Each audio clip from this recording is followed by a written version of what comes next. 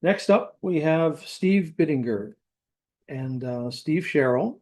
As I indicated in the beginning of the program, Steve Bittinger will be doing the repair of his outdoor G-scale layout. He had a little issue, and he can tell you about all the trials and tribulations with weather, raccoons, etc., etc. And then we'll have our distinguished Steve Sherrill on afterwards. Huh. Welcome to the show, Steve and Steve. You got us? Watch it, we can see you.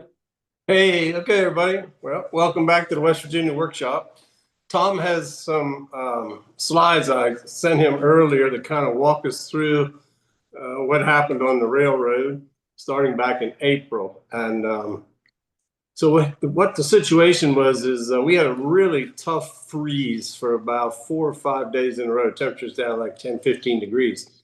One section of the railroad was getting water from my deck above, which we expanded a few years back. And this was dumping water down a little more than it should have been. So went out one morning and lo and behold, about a 5-foot section of it had collapsed forward because of the freeze. It just pushed it all out.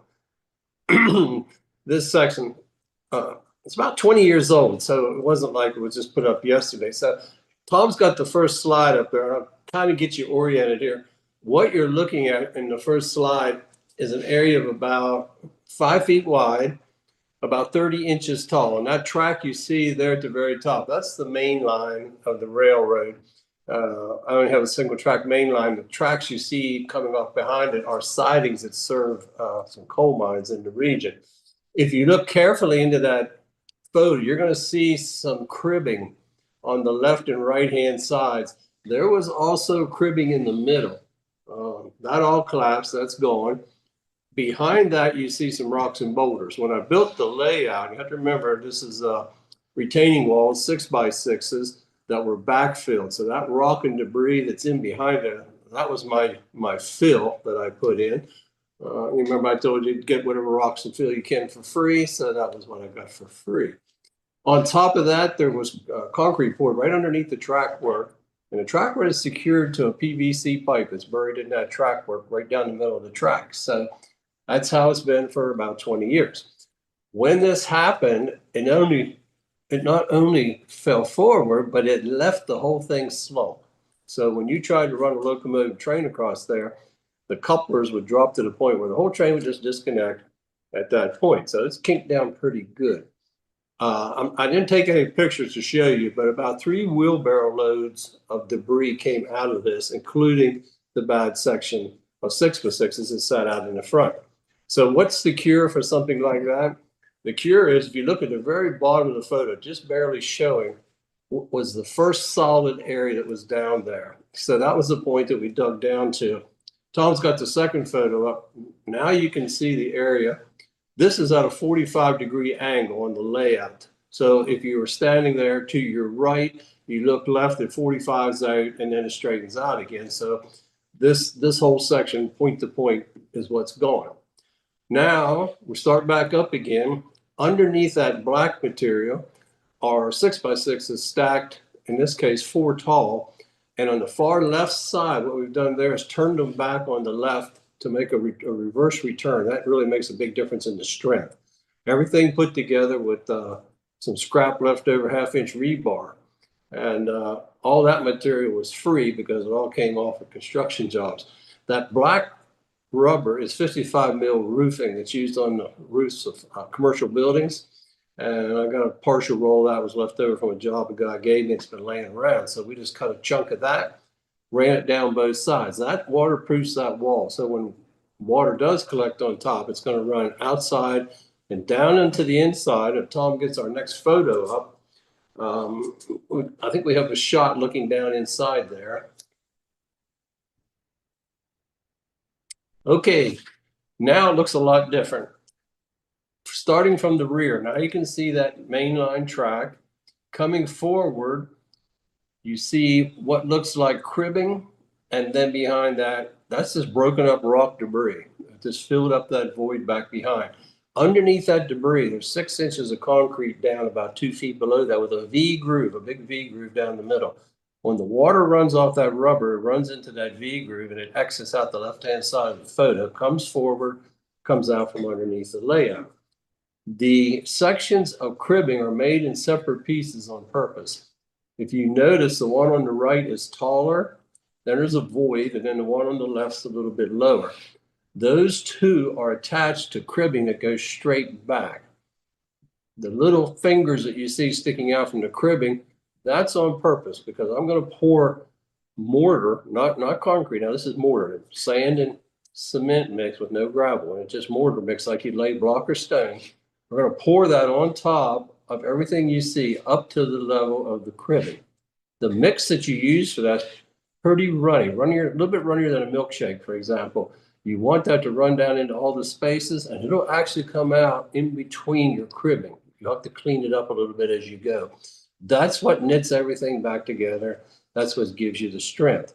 And at the very same time we're doing that, we had to jack up the tracks in the rear to get those level because we wanted that mortar to flow in underneath of that. That's going to get your alignment correct when you're finished. There's some tools sitting there. You'll see that fancy looking thing. It looks like a wooden block on the left. That's just 2 pieces of 2x4 screwed together. The bottom of that is what's used to run the mortar. Once you pour the mortar, you just tamp it literally with that, dragging it left and right like you're scouring something. And that does a really good job of tightening up your mortar. If you just dump the mortar in loose, you're just relying on settling to take it down in there. Where if you tamp it with that wooden block, it's going to pack it down. It'll let you put a little bit mortar into it. All the voids will start to fill up. And it's like, well, the stuff's disappearing. I guess I'm going to have to mix up another batch. And that's literally what you do is mix up an additional batch until you get it up there. The fascia, now we don't see the rubber on the front anymore. The material on the very front is hardy plank, concrete siding. Picked up 3 sections, 12-foot sections. Those are 9-inch wide pieces, 12 feet long that were damaged. Came out of Home Depot at $5 a piece, closeout. So I just turned them and stood them upright. It almost looks like a V-groove paneling, but that's just individual pieces, and they are screwed through the rubber into the 6x6s behind them. A couple of rips on the top and bottom just trims it out. And then the last piece was laid flat on top before that cribbing was set on top of there. So that now gets us back up to our grade. This area originally was a slope. It was not flat like you see now. It was literally like a 45-degree slope with that cribbing holding it back. I thought as long as I'm rebuilding this, we'll just go straight up and get a little more area for the railroad. And I thought I'm going to come up with a new scene that's going to be in that area. So we'll see what this finally turns out to be in the last photo. There it is finished. You can see the cribbing in the front, coming around to the left. The concrete was just poured. Remember, we had 9 lifts of cribbing on the right and 6 lifts on the left. The little structure you see right there, I actually had that on the show a couple of weeks ago when I was demonstrating making light fixtures. So I just set the little storage building right in there. The whole area was covered with the same stone I use for ballast. This is called stone dust. It's 1/8 inch minus stone, limestone. That has been fastened and secured in place with the glue called Type Bond 3 for exterior use. Ratio 1/3 glue to 2 parts water, putting in a misting sprayer and then just spraying it on. Once that dries out, which takes about a day, came back with this stuff here, which is from Home Depot. This is their own brand spray paint called HDX. Krylon and all the other brands like this, Rust-Oleum, these cans are going for about $6 a piece now. They are selling these for $2.97 for 12 ounces. Outside, this is flat, also comes in a semi. Steve Sherrill uses this. We can't find any cheaper spray paint around anymore than these $2.97 cans. Outside, this stuff lasts a long time. I've been using on some of my roadways and all for 3 years. Yeah, the sun will dull it down, but the semi-gloss, that's what's on top of the coal that we see up there. The semi-gloss holds up really well. You spray it one time, you let it dry, you come back, and you spray it a second time. The idea of that scene was that it's right next to 2 mines on either side. That's the area where they would have put the waste coal. This is stuff that has too much rock debris in it to be worthwhile processing. And I have started with where the little dozer is to make a little bit of debris they're pushing up there. I'll add more layers to that till eventually we'll see a ridge across there where that dozer is just pushing the waste out of the way, making space for more. Sometimes in modeling, I found that you could have put another big structure, something like that in that space, but sometimes you just need open space. You just need some kind of plain open area, typical what they would have had in that section. And now we've got the test cars there in the background, some hoppers that we ran across there along the locomotive, and everything's back in good working order. It just took many days of work. I finished up out there on last Monday evening. It was hot, so the rest of it I cleaned up. It was about 7:30 in the evening, and while I'm standing there, here comes a visitor along to see what I'm doing. This 4-foot black snake came crawling up, and I had taken the hose and watered the left side where the little bushes and trees are because I had to relocate them, trying to get them alive. Apparently, he enjoyed that sort of damp area right there, and just he decided he didn't want to leave. He was just going to stay there and see what I was doing. I thought, nah, you stayed here long enough. I'm going. It's time for you to move on. So I gave him the old broom treatment and convinced him he's going to get out of here. Never know who's going to show up on your railroad, but anyway, it's always a little surprise. So there you go. The recovery was pretty cheap, just mostly my time, and probably $20 worth of materials. Had to buy the mortar, Steve, put it in there. Steve, one of the other improvements you made was also extending the downspout, right? Yeah, up overhead of that, the downspout needed about an 18-inch extension. That's kicking the water now out in the air, and makes a big difference. It rained here today. We got to try it out, and it's doing the trick. It's doing what it's supposed to do. So, Steve, tell us about your raccoon visitors. They pay to visit. I already knew about raccoon. No, Pardon me? I thought folks already had heard the raccoon story. You're right. All the trials and tribulations of an outdoor layout. Yeah. Oh yeah, every creature you can imagine. We had, let's see, in the last month we had a giant hawk that's been hanging out here harassing squirrels and trying to have a free lunch. Before that we had the raccoons. This week was the black snake. Everybody just likes to come by. It's like a little wildlife kingdom right out there. Anybody? I'll be glad to answer regarding that project. This is not something most modelers go through. I realize that. Unless you're. Well, I think it's an improvement on what was there before. You like it better than what was it? I do like it. Yes. Okay. Yes. So I've been out shopping looking for deals on hobby materials. The unconventional stuff I always like to find. So here's my list from the last 2 weeks. The first thing is PEX. I don't know how many of you know what PEX is. This is this material we use in plumbing, and I probably can't get that in the whole seam, but it comes in these 5-foot lengths. It's a little more flexible than PVC. It's a 1/4 inch diameter on the interior, 3/8 on the outside. And this stick comes in 60-inch lengths for $2.48. It's easy to work with. What I use it for is on my industrial buildings, right? For where you need piping and so forth. I figured out in every scale, this will be a 9-inch pipe in G. It'll be an 18-inch pipe if you want a culvert or something like that in O.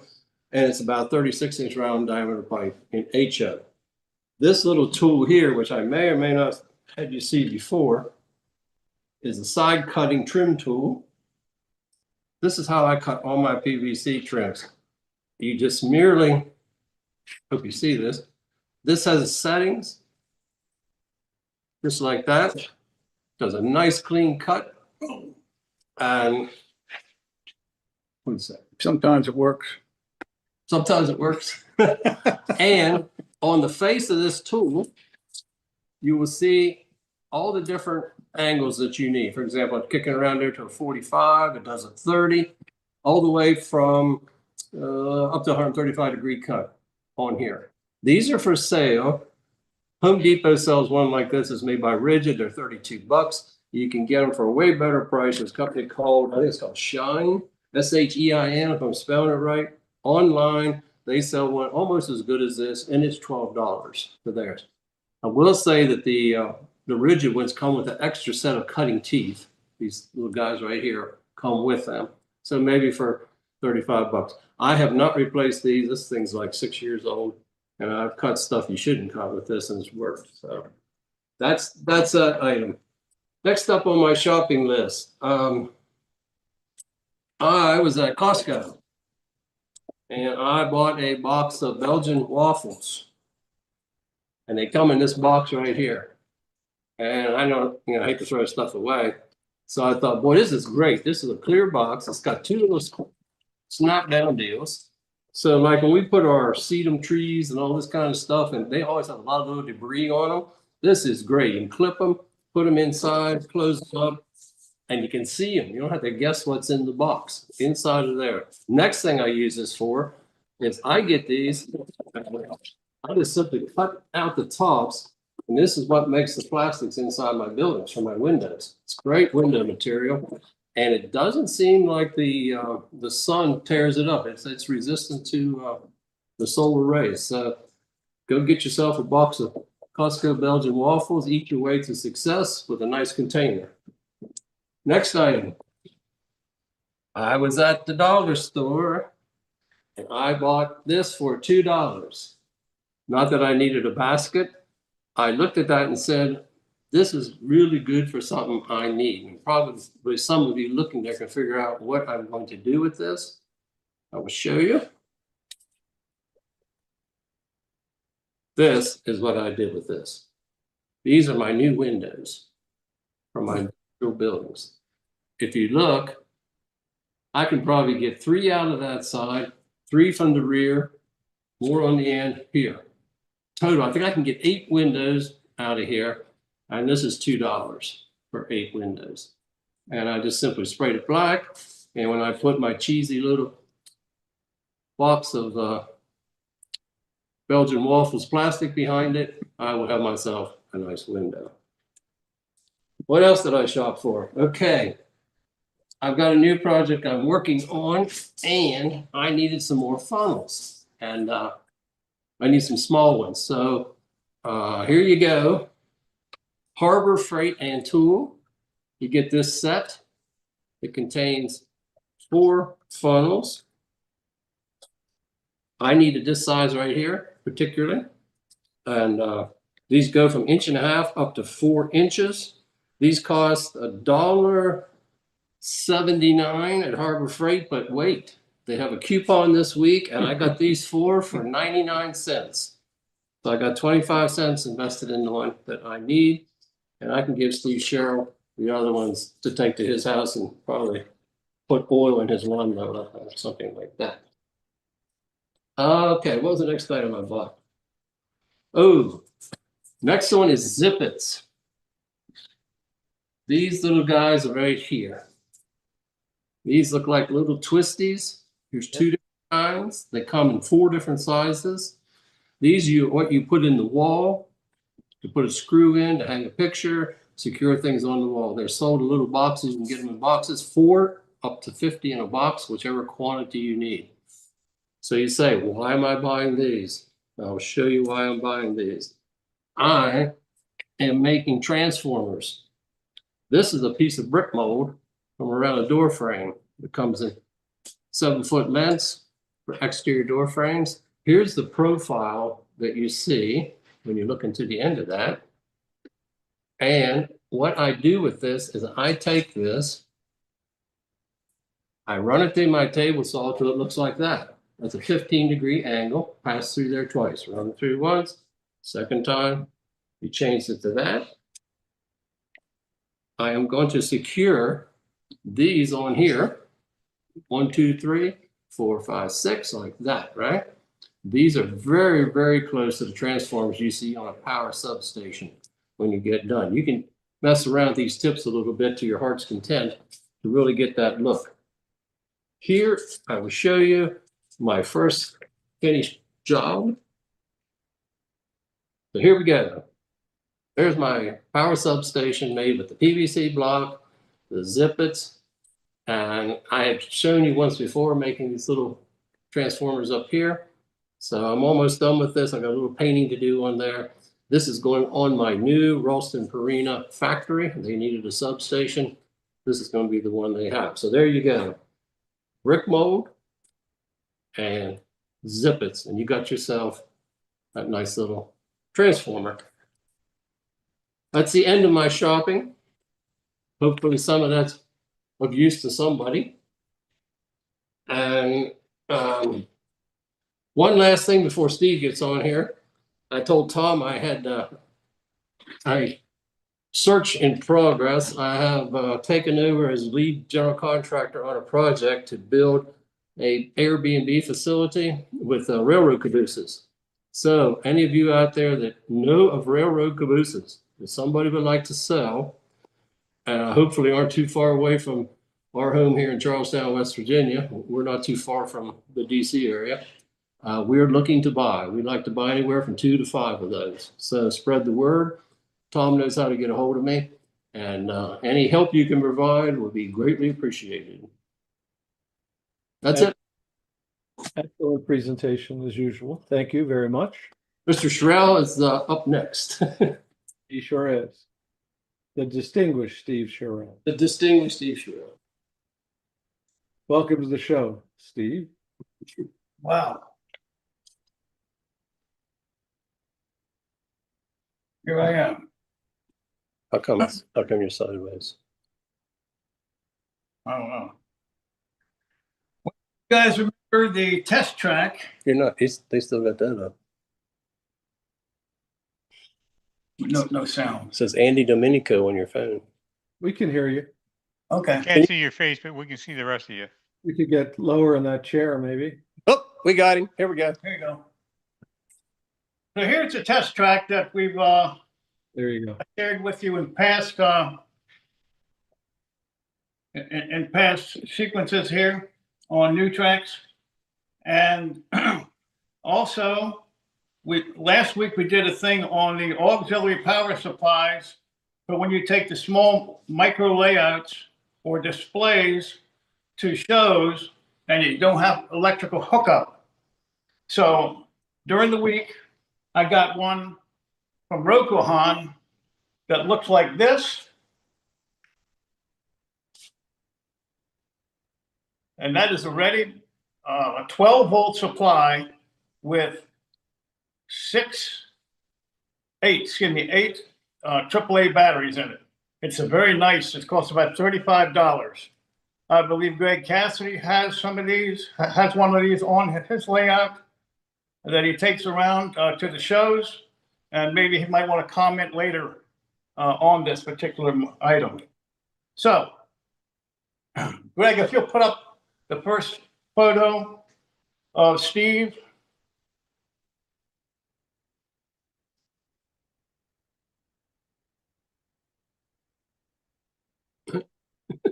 Anyway, we got some pictures of Steve and I, or me, putting some finished touches on this particular display, and with the auxiliary power supply added to it. And so, as you can see in these photos, there's Steve working on it. He cut the masonite for the corners and the side pieces, and he glued it. And then next picture.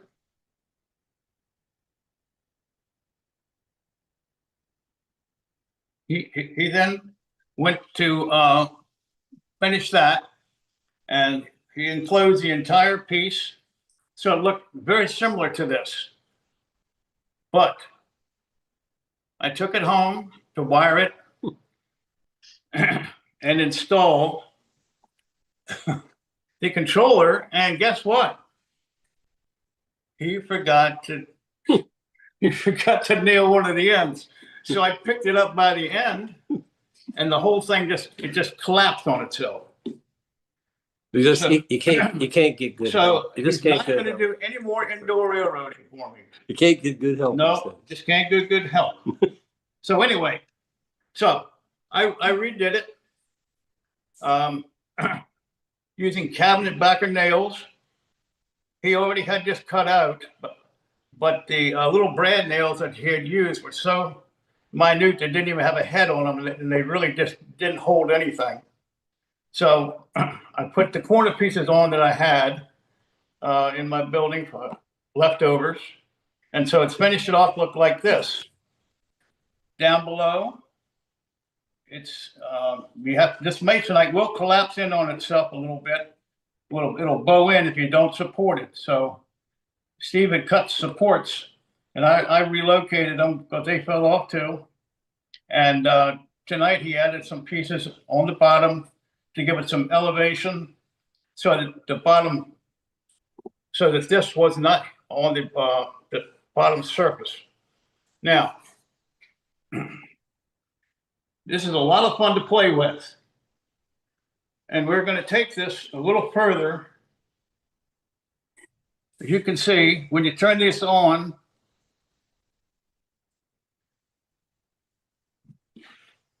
You still got the slides though. I need to switch you. it's got the reversing button. And so I just created this, which looks like a, what, Steve? What is this? Oh, it's a mine mule, electric. A mining mule, right. Yeah. It's really a Nomi streetcar with the top taken off. And I just put a G-scale figure in. So maybe it's a GN10. Who knows? So what I'm going to do with this, and Steve's going to help me, is I'm going to do things like put a control here, which is going to cost 25 cents. It's going to be with a paper clip. I'm going to scenic it. I'm going to paint the ties and the track, and then we're going to do some kind of a scene on it, which I have not come up with yet. We're going to paint this black. I'll have to take this back out, paint it black. We're going to do it in Steve's booth here. He's got a 40-inch booth, Steve. 4 foot. Yeah. 4 foot. So we can do it easily in there in a controlled environment, with no raccoons allowed. And so we're going to see what we get with this. But again, this is only 30 inches by 8, I believe, and it's a bookshelf. So if you got an old bookshelf around, you can have yourself a small layout to play with. We have some operation ideas on to operate this layout using a card system. So we're going to introduce all that stuff in future segments when I get a few minutes with Steve.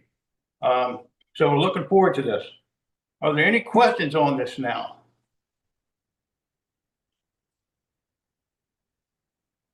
Oh yeah, looks great. What's the scale, Steve? This is ON18. I did take one of the things that I'm just playing with this is I had a painter's little tube here, and it's brown, and I got this at Walmart, I think for a couple dollars maybe. And I went and I took and put little drops on the ties. Okay, and then I had a paintbrush and spread it out. So these have been painted. They're a little bit different to give a little more of a tie look. I will go back and probably dry brush them. And since there's not many, I can do each individual one. I started to do this on my layout at home, but 24 by 32 was a little bit more than I could handle. I didn't have enough. You know, Steve, what kind of turnout is it? that's a Pico. It's a Pico ON30. And it's a small radius. I believe it's about an 8-inch radius if you put it into the circle. If the controller that's on here right now, Bob Gelmacher made something for me. And so I just attached it with some glue and put a a push pin top on it, and you can see you don't have to touch but I'm going to change that, and we'll do something in the fascia. But this was, you know, an easy little project. It's not very expensive, what we did. And so I'm looking forward to playing with it a little bit. Remote. Well, it looks like it's going to be a nice series. Thank you, Steve. Yeah. And very interesting. Any further questions for Steve before we move on? I want to thank both of you, Steve and Steve. You guys always do a great job. And